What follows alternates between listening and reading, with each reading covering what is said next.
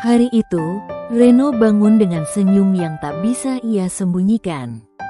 Tanggal 14 Juni, hari ulang tahun Nessa, dan hari yang sudah lama ia tandai sebagai hari istimewa.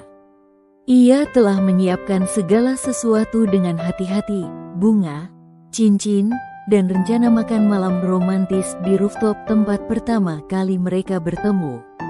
3 tahun menjalin hubungan, Reno yakin inilah saatnya.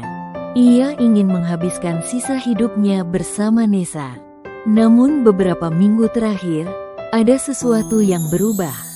Nessa mulai sulit dihubungi. Chatnya sering dibalas singkat. Video call yang dulu menjadi rutinitas kini hanya tinggal cerita. Tapi Reno selalu menepis prasangka buruk. Ia percaya Nessa hanya sedang sibuk. Ia percaya pada cinta mereka. Pukul 3 sore, Reno sudah berdiri di depan kamar kos Nessa.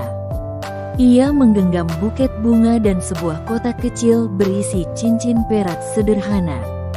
Napasnya diatur perlahan, membayangkan senyum terkejut Nessa saat melihatnya datang tanpa pemberitahuan.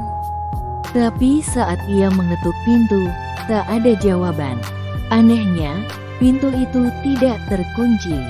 Suara samar terdengar dari dalam. Reno mengernyit. Bukan lagu, bukan TV, tapi erangan lembut dan desahan nama yang bukan namanya. Dengan tangan gemetar, Reno mendorong pintu. Dan disitulah ia melihat Nessa di ranjang bersama pria lain. Mereka berdua kaget, tentu saja. Tapi yang lebih menyakitkan adalah kalimat pertama yang keluar dari mulut Nessa, "Reno, bisa kita bicara nanti?" Nanti, satu kata itu seperti cambuk yang menghantam dada Reno.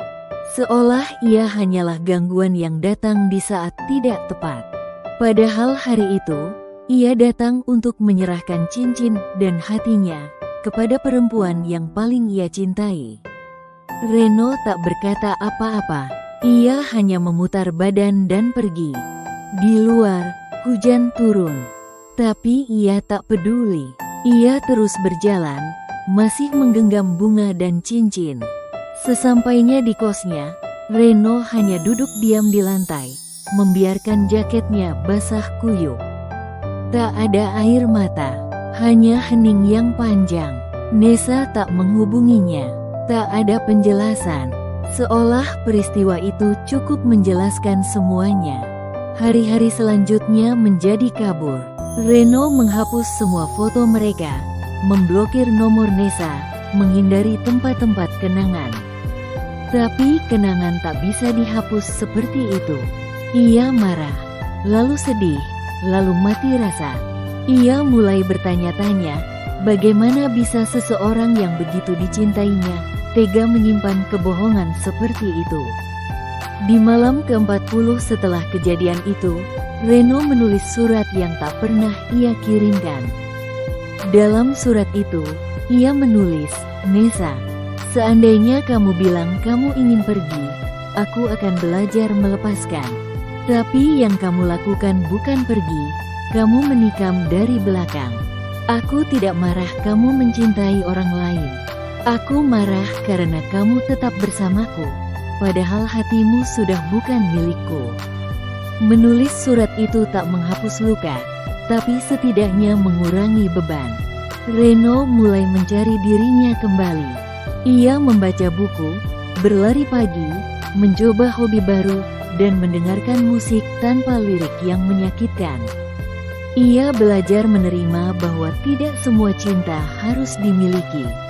Dan bahwa luka, sebesar apapun, tak akan selamanya menyakitkan. 3 tahun kemudian, Reno menghadiri pernikahan teman lama. Di sana, ia bertemu Nessa. Perempuan itu duduk di pojok ruangan bersama seorang pria. Saat melihat Reno, Nessa tersenyum dan menghampirinya. "Hai, Reno," sapanya pelan. "Hai," balas Reno sambil tersenyum. Ada jeda hening, lalu Nessa bertanya, "Gimana kabar?" "Baik, baik." Itu saja, mereka tak bicara lebih lanjut. Tak perlu, karena beberapa cerita memang tak perlu dilanjutkan, cukup dikenang sebagai pelajaran. Reno masih menyimpan cincin itu.